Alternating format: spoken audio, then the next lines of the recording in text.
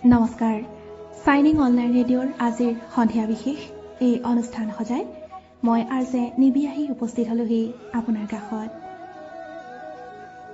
অৰণ্যৰ আটাইতকৈ ওখ গছজোপাৰো এটা দুখ আছে আটাইতকৈ চাপৰ গছজোপাৰ দুখৰ সমভাগী হ'ব নোৱাৰাৰ দুখ এৰা প্ৰতিগৰাকী নাৰীয়ে এজোপা ওখ গছ যি মাটিৰ গৰিমা উদ্ভাসিত কৰে আকাশত শ্ৰোতা আপোনালোকে নিশ্চয় অনুমান কৰিব পাৰিছে এয়া অৰ্ণৱৰ অনুভৱ অদিতিক লৈ ডিচেম্বৰ মাহৰ সেই মায়াময় সন্ধিয়াৰ সময়খিনিৰ কথা এয়া য'ত কুঁৱলীৰ এখন শুভ্ৰ আঁচলেৰে আৱৰি ৰাখিছিল অৰ্ণৱ আৰু অদিতিক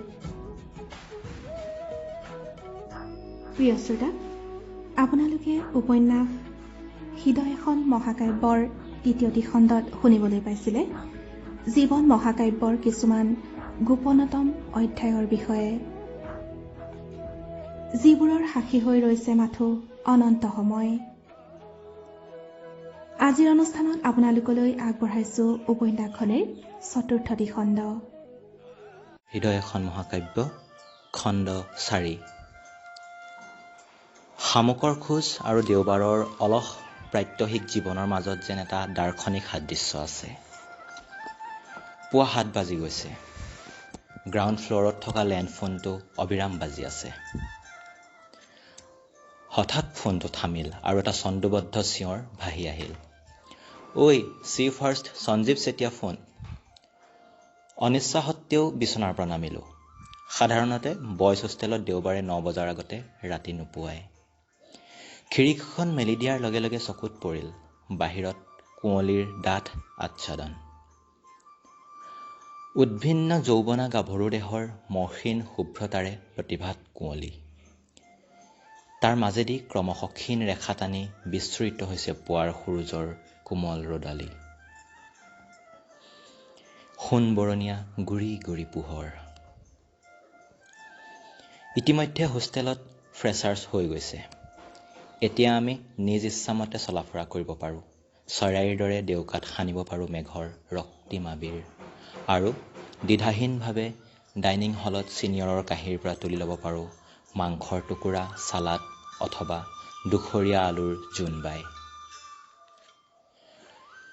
মখমলৰ পৰ্দা কপাই বৈ আহিলে ছাতি নিৰ্মল বতাহ সন্মুখৰ পথটো প্ৰায় জনশূন্য অন্য দিনা হোৱা হ'লে এই সময়ত টিউশ্যন ল'বলৈ যোৱা ল'ৰা ছোৱালীজাক উভতি আহিলহেঁতেন আৰু হোষ্টেলৰ খিৰিকীয়েদি আচম্বিতে পাৰ হৈ গ'লহেঁতেন উচ্ছ্বসিত টিটকাৰী অ' ভণ্টি বিন্দাছ লাগিছে দেই একেবাৰে গায়ত্ৰী মহন্ত নাই আজি তেনে একো প্ৰাঞ্চলতাৰ ক'তো ৰেখ নাই কেৱল নিমাও মাও পথটোৱেদি হাইৱেৰ ফালৰ পৰা নেপালী কজোৱাজনে মন্থৰ গতিত এৰি দিছে পুৰণি মডেলৰ হাম্বাৰ চাইকেল কুঁৱলীৰ মাজত ৰঙীন মাফলাৰে মেৰিয়াই লোৱা তেওঁৰ মুখখন ঠিক ফুটবলৰ ব্লাডাৰটোৰ দৰে জিলিকি উঠিছে টুথব্ৰাছডালত পেষ্ট অকণমান লগাই বাহিৰলৈ ওলাই আহিলোঁ ফাৰ্ষ্ট ফ্ল'ৰৰ পৰা কোনোবা এজন সহব্দে ওপৰলৈ উঠি আহিছে পেপাৰ দিয়া ল'ৰাটোৱে মিঠা হাঁহি এটাৰে দৈনিক কাকতখন আগবঢ়াই দিলে দৌৰাদৌৰিকৈ টপ ফ্ল'ৰলৈ উঠি যোৱা ল'ৰাটোলৈ চাই ভাবিলোঁ এই মুহূৰ্তত কিজানি হকাৰবোৰেই পৃথিৱীৰ আটাইতকৈ ভয়াৱহ যুদ্ধখনৰ নেতৃত্ব দিয়ে বাথৰুমলৈ আহি বেচিনৰ টেপ খুলিলোঁ পানী নোলাল কি কৰা যায় ৱাৰ্ডেন ছাৰৰ কোৱাৰ্টাৰলৈকে যোৱা যাওক 34টা চিৰিগছকি তললৈ নামি আহিলোঁ হোষ্টেলৰ সন্মুখতে ৱাৰ্ডেন ছাৰৰ সুদৃশ্য কোৱাৰ্টাৰ বৰকটকী ছাৰৰ লগত মোৰ ভাল ছাৰ মেথমেটিক্স ডিপাৰ্টমেণ্টৰ সুন্দৰ গান গায় ডেকা বয়সীয়া ছাৰ ছাত্ৰ ছাত্ৰীৰ মাজতো খুব জনপ্ৰিয় ড্ৰয়িং ৰুমত ছাৰ আৰু মই দেওবৰীয়া কাকতৰ পৰিপৰিকা এখনৰ পৰা চকু নতলাকৈ তেওঁ সুধিলে অৰ্ণৱ যোৱা ৰাতি হোষ্টেলত খুব স্ফূৰ্তি কৰিলা ন কালি ৰাতি হঠাৎ লোড শ্বেডিং বেলকনিলৈ ওলাই আহি ল'ৰাবোৰে হুলস্থুল লগাই দিলে ভাতৰ থালি আৰু ভগা বাল্টিৰ শব্দৰ সাৰ পাই উঠিল এখন আদিম পৃথিৱী মাজে মাজে দুই একৰ অশ্লীল চিঞৰ কি হ'ল মনে মনে ৰলা যে নাই মানে ছাৰ নিচিঞৰিবা চিঞৰাটো বেয়া কথা নহয়। হোষ্টেলত থাকোঁতে আমিও হাল্লা কৰিছিলোঁ। কিন্তু তেওঁ মেগাজিনখন জপাই অলপ ৰ'ল, তাৰ পাছত আকৌ ক'লে, কিন্তু অভিধান বুলিও বস্তু এটা আছে দিয়াচোন। কাৰোবাৰ অযাচিত স্পৰ্শত জয় পৰি যোৱা নীলা জীৱনৰ দৰে মই কুঞ্চিত হৈ পৰিলোঁ। পৰিৱেশটো সহজ কৰিবলৈকে ছাৰে ঈষৎ হাঁহি মাৰি ক'লে, বেয়া নাপাবা আকৌ, মই এটা আপোন ভাৱতহে তোমাক কৈছোঁ, কাৰণ তোমাৰ প্ৰতি মোৰ এটা বেলেগ ইম্প্ৰেশ্যন আছে। ছাৰ, মই এতিয়া যাওঁ নেকি? ৰ'বা, চাহ একাপ খাই যোৱা। ছাৰ ব্যস্তভাৱে উঠিল আৰু নিতু বুলি ভিতৰলৈ সোমাই গ'ল। নিতু আকৌ কোন? নিশ্চয় ছাৰে অলপতে কাম কৰা ল'ৰা এটা লৈছে। হাতত চাহৰ ট্ৰে লৈ ছোৱালী এজনী সোমাই আহিল। তাৰমানে এয়াই নিতু, নিশ্চয় ছাৰৰ খোল খালী হ'ব। ছোৱালীজনী ধুনীয়া, এই অলপ আগতে গা ধুই উঠিছে। মেলা চুলিখিনি সেমেকি আছে। কোঠাটোত বিয়পি পৰিল কিবা এক স্নিগ্ধ মন্দিৰ সুবাস। এজনী ধুনীয়া ছোৱালীয়ে এটা নীৰৱ পোৱাক অপৰিসীম প্ৰাণময়তাৰে উপচাই পেলাব পাৰে। কেতিয়াবা কিছুমান মানুহক এনেই ভাল লাগি যায়। আচৰিত কথা, এনে মানুহক জীৱনত দ্বিতীয়বাৰ লগ পোৱাৰো সম্ভাৱনা নাথাকে। এনেকৈ মানুহৰ হৃদয়ত প্ৰবাহিত হৈ থাকে অপ্ৰকাশ্য আন্তৰিকতাৰ নিৰৱধি স্ৰোত।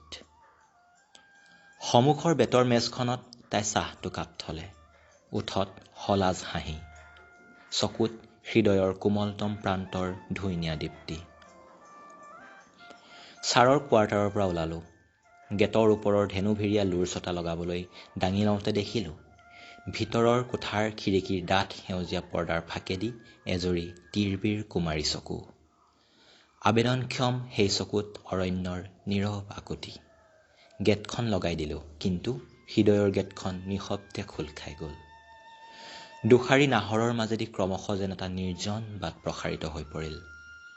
মানুহৰ হৃদয় অৰণ্যৰ বুকুৰ নদীৰ দৰে, যাৰ প্ৰথম আৰু শেষ চৰ্ত নিৰন্তৰ প্ৰবাহ। সময়ৰ প্ৰবাহ কোনেও ৰুদ্ধ কৰিব নোৱাৰে।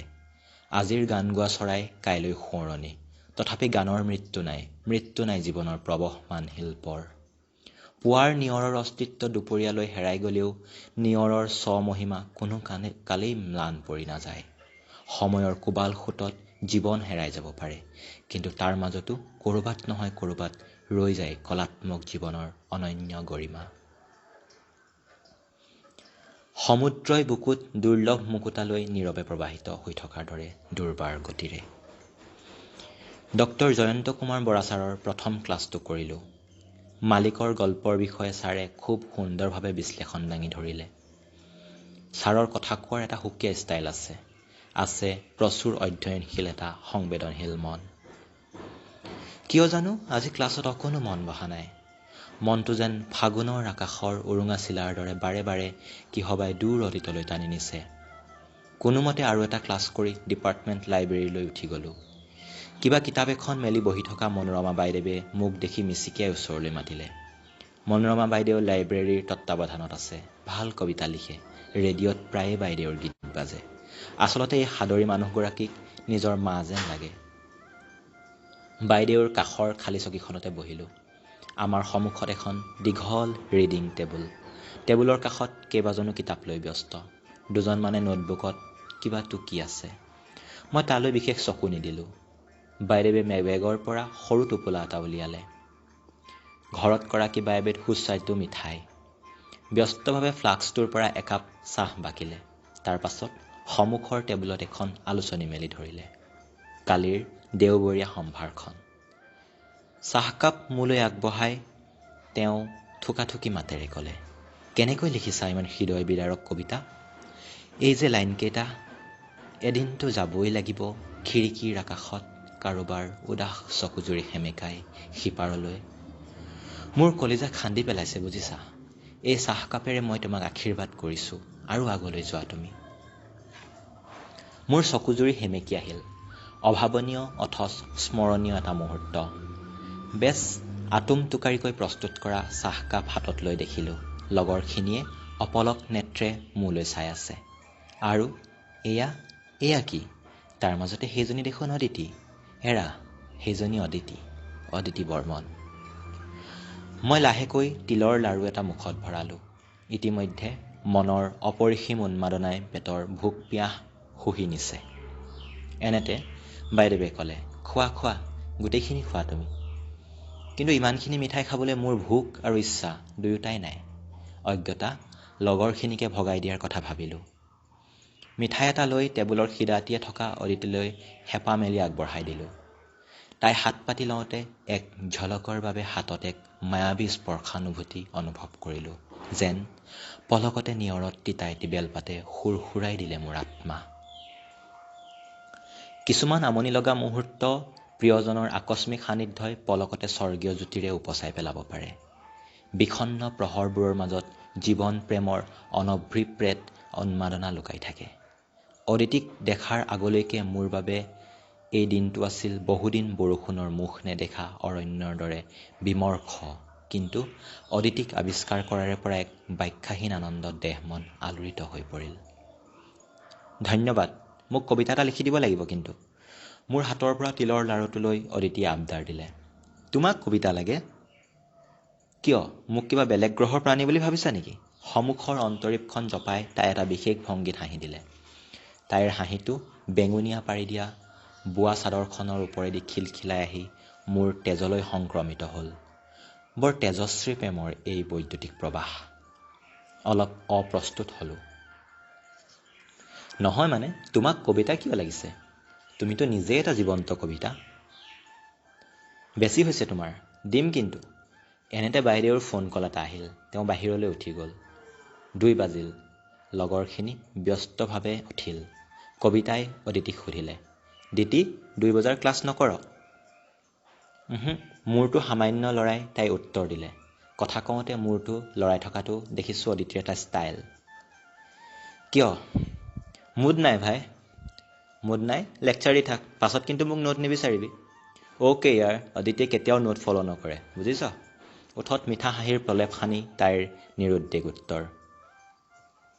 ডিপাৰ্টমেণ্ট লাইব্ৰেৰীৰ বৃহৎ কোঠাটোত এতিয়া কেৱল অদিতি আৰু মই, যেন সমুদ্ৰৰ বুকুৰ কোনোবা নিৰ্জন দ্বীপত এহাল আদিম পুৰুষ নাৰী।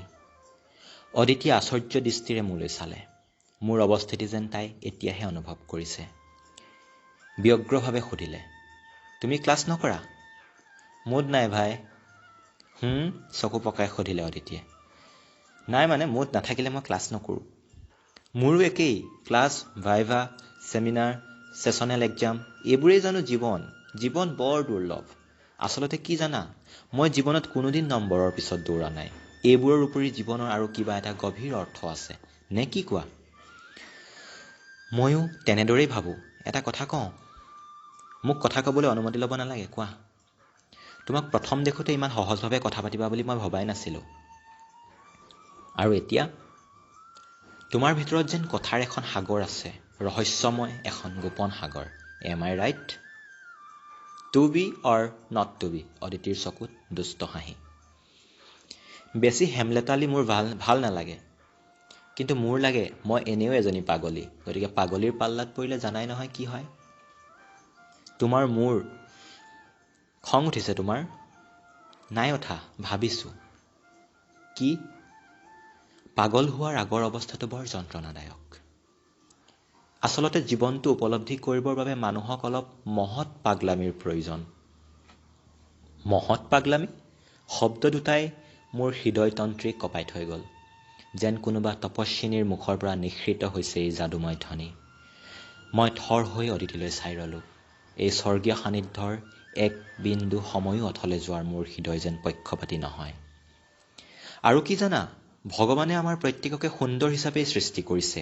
এই সুন্দৰ জীৱনটো সুন্দৰতম কৰিব পৰাতেই মানুহৰ সাৰ্থকতা নিৰ্ভৰ কৰে। মই অন্ততঃ তেনেকৈ ভাবোঁ। বাৰু বাদ দিয়া এইবোৰ। এতিয়া কোৱাচোন, তোমাৰ ঘৰত কোন কোন আছে? লিচপিচীয়া বেনী এডাল সন্মুখলৈ টানি অদিতিয়ে প্ৰসংগ সলালে। মা, বাবা আৰু ভাইটি। তোমাৰ? ময়ো দেউতাক বাবা কওঁ। মা, বাবা আৰু দাদা এটা আছে। বা এজনী আছিল, বিয়া দিলোঁ। মই ঘৰৰ সৰু, সেইকাৰণে ঠেহ পেচ অলপ বেছি। আৰু ঘৰত যেতিয়াই মন যায় তেতিয়াই ৰাষ্ট্ৰপতিৰ শাসন চলাই দিব পাৰোঁ। অদিতিৰ কৌতুকপূৰ্ণ কথাই নীৰৱ পৰিৱেশটো প্ৰাণৱন্ত কৰি তুলিলে। হঠাৎ তাই থিয় হ'ল আৰু চেল্ফত কিতাপখন থৈ ব্যস্তভাৱে ক'লে, ব'লা ব'লা, বহুত সময় হ'ল, মনোৰমা বাইদেৱে লাইব্ৰেৰীত এইদৰে কথা পতা দেখিলে দিব মজা। তৎক্ষণাত যেন এটা বেলেগ গ্ৰহৰ পৰা মই ধুমকৈ সৰি পৰিলোঁ। দুষাৰি চিৰি বগাই নামি আহিলোঁ। মোৰ কাষত অদিতি। কলা ৰঙৰ ছুৱেটাৰ পৰিহিতা এই মৰম লগা ছোৱালীজনী এটা মায়ামদীৰ আবেলিৰ দৰেই জিলিকি উঠিছে। ষ্টেটিষ্টিক্স ডিপাৰ্টমেণ্টৰ ওচৰলৈকে দুয়ো একেলগে খোজকাঢ়ি আহিলোঁ।